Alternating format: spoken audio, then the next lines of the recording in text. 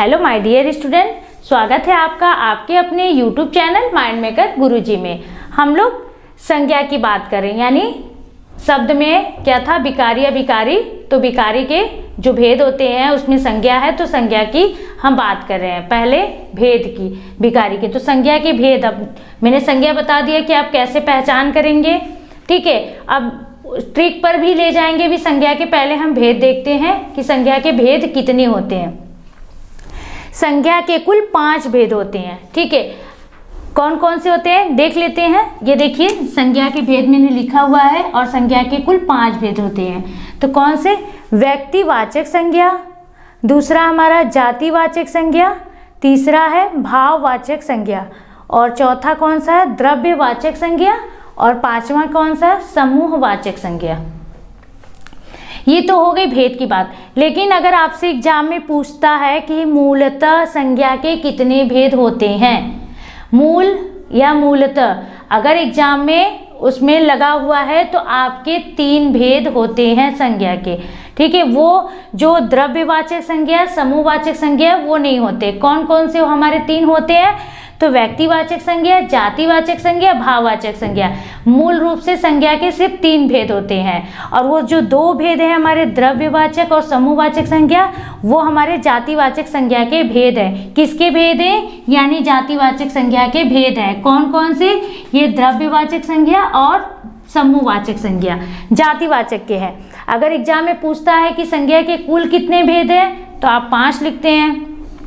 अगर एग्जाम में ऐसे पूछता है कि मूलतः या मूल संज्ञा के कितने भेद हैं, तो 3 भेद होते हैं। इसको आपको याद रखना होगा। मूलतः अगर लग गया तो आपको लिखना होगा। इसी तरह मैंने समास में भी आपको बताया था, तो जो डिफरेंट है मैं इसमें बताते जाती हूँ कि ताकि अगर 1 नंबर का क्वेश्चन आपका गलत ना हो, आपके वो हाथ में नंबर हो, आपसे जाए नहीं, यानी छूटे नहीं, ठीक है। तो संज्ञा के मैंने इसलिए पूरा लिख दिया है, बता दिया है कि 5 भेद होते हैं। लेकिन मूलतः या मूलिका आप नोट कर सकते हैं। अगर मेरा वीडियो आप देख रहे हैं तो आपको कुछ भी ऐसा लगता है तो आप उसे नोट भी कर सकते हैं, नहीं तो एक बार और देख लेते हैं तो आपको एकदम माइंड में वो सेट हो जाता है। तो मूलतः या मूल कितने भेद होते हैं? तो 3 भेद होते हैं। वो कौन कौन से हैं? तो व्यक्तिवाचक, जातिवाचक, भाववाचक, ये 3 हमारे हो गए। द्रव्यवाचक, समूहवाचक कहाँ से आए हैं? मतलब उनकी उत्पत्ति जातिवाचक संज्ञा से हुई है। ये आपको समझ में आ गया होगा। तो हमारा देखिए पहला भेद है व्यक्तिवाचक संज्ञा। इसकी हम बात करते हैं कि इसे हम कैसे पहचानेंगे अगर आ गया पहचान के लिए। तो देखिए व्यक्तिवाचक संज्ञा, जो संज्ञा किसी एक विशेष, ठीक, किसी एक विशेष व्यक्ति, वस्तु, प्राणी या स्थान का बोध कराता है, ठीक है, किसी एक विशेष व्यक्ति का, तो उसे व्यक्तिवाचक संज्ञा कहते हैं, ठीक है। क्या कहते हैं? व्यक्तिवाचक संज्ञा कहते हैं। किसी एक विशेष की, ढेर सारे की बात नहीं, किसी एक विशेष की बात हो रही है। देखिए वहां मैंने लिखा हुआ है, जैसे अंजलि कहा, या मैंने कहा मोहन, ठीक है, सोहन, किसी एक व्यक्ति की बात हो रही है। वहां तो मोहन ऐसे नहीं, ढेर सारे भले नाम हो सबके, लेकिन अगर अंजलि कहा किसी एक व्यक्ति विशेष की बात हो रही है। यहाँ पर मैं साइड में आपके लिए लिख दिया है एक व्यक्ति विशेष, यानी अंजलि, यानी एक हिमालय, एक हिमालय पर्वत है तो हमारा पर्वत विशेष, यानी पर्वत विशेष हिमालय की बात हो रही है। किसी एक व्यक्ति, वस्तु, प्राणी का जो बोध कराता है उसे व्यक्तिवाचक संज्ञा कहते हैं। अब हम देखते हैं, जैसे इसमें कहा आर्यन, ठीक है, तो एक व्यक्ति की बात हो रही है। स्थान में देखते हैं, मैंने कहा बनारस, तो बनारस एक है, ऐसा नहीं कि हर जगह है। आगरा एक ही है हमारा स्थान में आता, अगर आता है तो। अगर हम दिशा की बात करते हैं तो उत्तर, पूरब, एक दिशा की बात हो रही है ना, किसी एक दिशा विशेष की, तो यही चीज है हमारा। जहां भी किसी एक विशेष व्यक्ति, वस्तु, प्राणी का बोध होगा, वहां हमारा क्या होगा? व्यक्तिवाचक संज्ञा होगा। ये आप याद कर लीजिएगा। अब इसकी ट्रिक पर हम चलते हैं कि अब आपको तो ये पता हो गया किसी एक विशेष व्यक्ति हो, यहाँ विशेष लिखा है, वस्तु, प्राणी, स्थान हो, तो मैं उसे बहुत ट्रिक के माध्यम से ले आपको लाई हूँ कि किसके नाम व्यक्तिवाचक संज्ञा होता है, किसके नाम जातिवाचक संज्ञा होता है, ठीक है। किसे दोनों में अंतर कैसे हम कर सकते हैं, और एग्जाम में बहुत सोचना ना पड़े, हमें बस तुरंत टिक करना हो जल्दी जल्दी, मतलब हम अपने सवाल को हल कर सकते हैं, यानी कंप्लीट कर ले। तो देखते हैं व्यक्तियों के नाम, ठीक, व्यक्ति के नाम। तो व्यक्ति के नाम आप जान ही गए होंगे, राम, श्याम, गीता, सीता, कुछ भी, यानी नाम जो है व्यक्तियों के नाम हमारे क्या होगा, जैसे आर्यन, राज, हरि, खुशी, ये क्या होगा, व्यक्तिवाचक संज्ञा होगा। अगर व्यक्ति के नाम दिया हुआ है एग्जाम में तो आपसे पूछे कि आर्यन में व्यक्तिवाचक संज्ञा है, जातिवाचक संज्ञा, या सीता दे दिया, राधा दे दिया, उसमें पूछा कि व्यक्तिवाचक संज्ञा है, जातिवाचक संज्ञा है, तो हमारा क्या होगा, व्यक्तिवाचक संज्ञा होगा। स्थानों के नाम, ये दोनों में ही व्यक्तिवाचक जातिवाचक संज्ञा में ही थोड़ी प्रॉब्लम होती है समझने में, इसलिए मैं आपको ट्रिक के माध्यम से बता रही हूँ, नियम लगाई हुई कि आपको बहुत अच्छे से ये समझ में आ जाए सरल शब्दों में, आप उसमें कंफ्यूज ना हो, ठीक है, आपको प्रॉब्लम नहीं हो समझने के लिए। तो व्यक्ति के नाम हमारे क्या हो गए, व्यक्तिवाचक संज्ञा। अब दूसरा हमारा देखते हैं ट्रिक, स्थानों के नाम। स्थान के नाम, ठीक, स्थान के नाम क्या हो गया, बनारस, आगरा, दिल्ली, ठीक, कहीं भी किसी भी स्थान का अगर बात होती है, कोई स्थान दे देता है तो उसमें पूछता है आपका कि इसमें कौन सा संज्ञा है, तो हमारा क्या होगा, व्यक्तिवाचक संज्ञा होगा। फिर हम तीसरे ट्रिक की बात करते हैं, दिशाओं के नाम। दिशा के नाम, तो दिशा जो है उत्तर, पूरब, पश्चिम, एक दिशा की बात हो रही है, तो जब भी आप अगर दिशा देखा तो पूछा है कि इसमें कौन सा संज्ञा होगा, जातिवाचक संज्ञा होगा या व्यक्तिवाचक संज्ञा होगा, तो बस आपको याद होगा कि अरे दिशा के नाम जो होते हैं हमारे तो व्यक्तिवाचक संज्ञा होंगे, तुरंत आप टिक कर दोगे कि व्यक्तिवाचक संज्ञा है, भाववाचक संज्ञा हो ही नहीं सकता, जातिवाचक संज्ञा है ही नहीं। उसी में मैंने बोला कि थोड़ा कठिनाई होती है, दोनों थोड़ा एक जैसे होते हैं, समझ में नहीं आते, तो ये चीज़ है। तो उत्तर, पूर्व, पश्चिम, दक्षिण, ये दिशा के जो नाम होते हैं वो हमारे व्यक्तिवाचक संज्ञा होते हैं। यहाँ देखिए उत्तर, पूरब, पश्चिम क्या है, ये व्यक्तिवाचक संज्ञा है हमारे। अब हम चौथे ट्रिक की बात करते हैं, पर्वतों के नाम। पर्वतों के नाम यानी पर्वत की बात हो रही है, तो हिमालय पर्वत, अगर विंध्याचल, कराकोरम, ये सब अगर पर्वत है तो क्या है, हमारे व्यक्तिवाचक संज्ञा है। अगर पूरब दे दिया आपको या हिमालय दे दिया आपको, पूछ दिया कि इसमें जातिवाचक संज्ञा है, व्यक्तिवाचक संज्ञा है, तो आप सोचोगे, अगर आप इसे याद करो, ये आपको याद करने की आवश्यकता नहीं है, सिर्फ आपको इधर का याद करना है, क्या कि ये हमें पता होना चाहिए किसके नाम व्यक्तिवाचक संज्ञा होता है। इसी तरह मैंने स्त्रीलिंग पुल्लिंग में भी आपको बताया है कि किसके नाम स्त्रीलिंग होते हैं और किसके नाम पुल्लिंग होते हैं, किसमें किया जाता है, तो वो भी मैंने ट्रिक के, बहुत ज़्यादा आपको कठिनाई नहीं होगी उसे भी। अगर आपको मेरा वीडियो पसंद आता है तो लाइक और शेयर कीजिए अपने दोस्तों में। अगर आपको मेरा चैनल पे नए हैं, अगर मेरे चैनल पे नए हैं तो इस तरह की वीडियो के लिए चैनल को सब्सक्राइब कीजिए, और हमारे यहाँ के कंप्लीट कोर्स को अगर ज्वाइन करना चाहते हैं तो माइंड मेकर गुरुजी ऐप को गूगल प्ले स्टोर से आप डाउनलोड कर लीजिए, नीचे लिंक दिया हुआ है, और अधिक जानकारी के लिए नीचे नंबर भी दिया है, उस पर कॉल या व्हाट्सएप करके अधिक जानकारी को प्राप्त कर सकते हैं आप, यानी आपको सब सुविधाएं यहाँ मिल जाएंगी।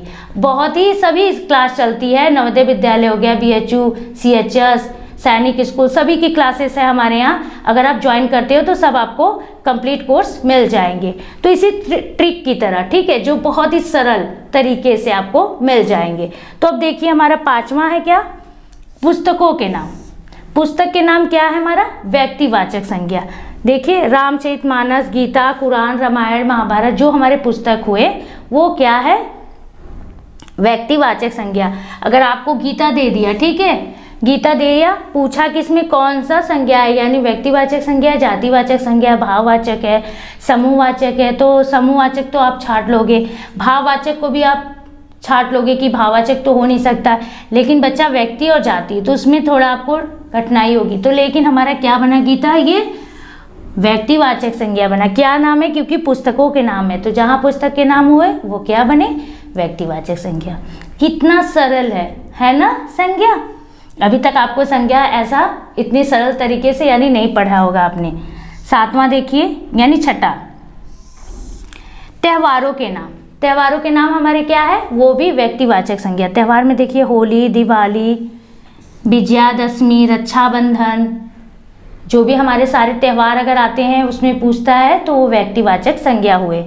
इसी तरह देखिए सातवां ट्रिक, राष्ट्रीय जातियों के नाम। ठीक, राष्ट्रीय जातीय, भारतीय, रूसी, अमरीकी, ये लिखा है ना, भारतीय, रूसी, अमरीकी, ये हमारे भारतीय यानी राष्ट्रीय जातियों के नाम हैं।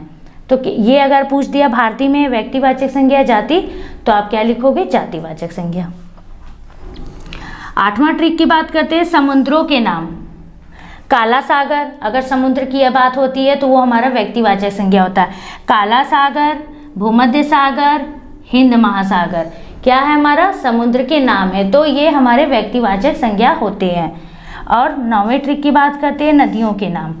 नदियों के नाम मैंने इसी तरह देखिए पुल्लिंग आपको स्त्रीलिंग में बताया होगा कि स्त्रीलिंग में नदियों के नाम भी स्त्रीलिंग होते हैं। तो उसमें से सिर्फ ये ब्रह्मपुत्र और सिंधु को छोड़कर वो अपवाद स्वरूप है, उसमें बताया होगा, नहीं बताया। अगर मैं फिर से बता दूँ, जो ब्रह्मपुत्र, गंगा तो है हमारा, मान लीजिए नदियों के नाम, तो ये सब संज्ञा है। ब्रह्मपुत्र भी है, वोल्गा, कृष्णा, कावेरी, सिंधु, लेकिन स्त्रीलिंग में ब्रह्मपुत्र और सिंधु छोड़कर स्त्रीलिंग में नदियों के नाम वो दोनों नहीं आएंगे, वो पुल्लिंग में आएंगे, वो अपवाद स्वरूप है। तो हमारा देखिए नदियों के नाम गंगा, ब्रह्मपुत्र, वोल्गा, कृष्णा, कावेरी, सिंधु। अगर ऐसा नाम देता है गंगा में क्या है? तो हमारा व्यक्तिवाचक संज्ञा है। ब्रह्मपुत्र क्या है? व्यक्तिवाचक संज्ञा। नदियों के नाम देखा, व्यक्तिवाचक संज्ञा टिक किया। दिनों महीनों के नाम, 10वें ट्रिक की बात करते हैं। दिनों महीनों के नाम, सोमवार, मंगलवार, जो हमारे दिन हुए सोमवार, मंगलवार, मई, जून, जुलाई, अगस्त, सितंबर, अक्टूबर, ये जो हमारा हुआ महीनों के नाम, तो क्या हुए? व्यक्तिवाचक संज्ञा हुए। और इसी तरह देखिए समाचार पत्रों के नाम। समाचार पत्रों के नाम क्या है हमारा? व्यक्तिवाचक संज्ञा। इंडियन नेशन, धर्मयुग पत्रिका, हिंदुस्तान, जनसत्ता, ये क्या है? सब हमारे ये सब समाचार पत्र हैं, पत्रिका है। तो इसमें कौन से संज्ञा होते हैं? व्यक्तिवाचक संज्ञा होते हैं। इसी तरह देखिए ऐतिहासिक युद्धों और घटनाओं के नाम। ऐतिहासिक युद्ध, ठीक है, ऐतिहासिक और घटना, उसके नाम अगर आते हैं तो हमारे क्या बनते हैं? व्यक्तिवाचक संज्ञा बनते हैं। सिपाही विद्रोह, अगर सिपाही विद्रोह लिख दिया तो आप थोड़ा सोचो कि इसमें समूहवाचक भी सोच सकते हो, तो लेकिन नहीं, क्या होगा? हमारा व्यक्तिवाचक संज्ञा होगा। अक्टूबर क्रांति, अक्टूबर क्रांति है ना ऐतिहासिक, वो हमारा क्या होगा? व्यक्तिवाचक संज्ञा होगा। इसी तरह पानीपत की लड़ाई, पानीपत की लड़ाई क्या है? मेरा व्यक्तिवाचक संज्ञा है। इसी तरह हम 13वें ट्रिक की बात करते हैं, ग्रहों के नाम।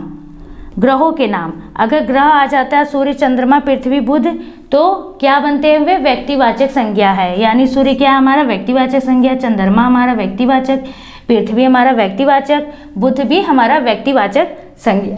तो ये हमारा हो गया ट्रिक के माध्यम से संज्ञा, जो मैं आपको बहुत ही सरल तरीके से बताई हूँ। आपको व्यक्तिवाचक संज्ञा समझने में यानी आपको अब पहचान करने में कठिनाई नहीं होगी। आप अब कभी भी एग्जाम में अगर संज्ञा पूछता है व्यक्तिवाचक संज्ञा से क्वेश्चन, तो आप तुरंत उसे हल कर लेते हो। तो ये हमारा व्यक्तिवाचक संज्ञा हो गया। अब हम दूसरा मेरा जो है भेद, जातिवाचक संज्ञा। अब हम जातिवाचक संज्ञा की बात करते हैं। अगर आपको मेरा वीडियो पसंद आता है तो लाइक और शेयर कीजिए। अगर आप मेरे चैनल पे नए हैं तो इस तरह की वीडियो के लिए चैनल को सब्सक्राइब कीजिए। अगर आपको मेरा वीडियो पसंद आता है, कैसा लगा कैसा नहीं लगा, तो आप मुझे कमेंट कर बताएं। और कुछ आपको इसमें प्रॉब्लम होती, परेशानी होती यानी, तो आप कमेंट करके हमसे पूछ भी सकते हैं। आज के लिए बस इतना ही दोस्तों, मिलते हैं हम नेक्स्ट वीडियो में। नहीं, आज के लिए बस इतना ही मित्रों, मिलते हैं हम नेक्स्ट वीडियो में जातिवाचक संज्ञा के साथ। धन्यवाद मित्रों, जय हिंद, वंदे मातरम।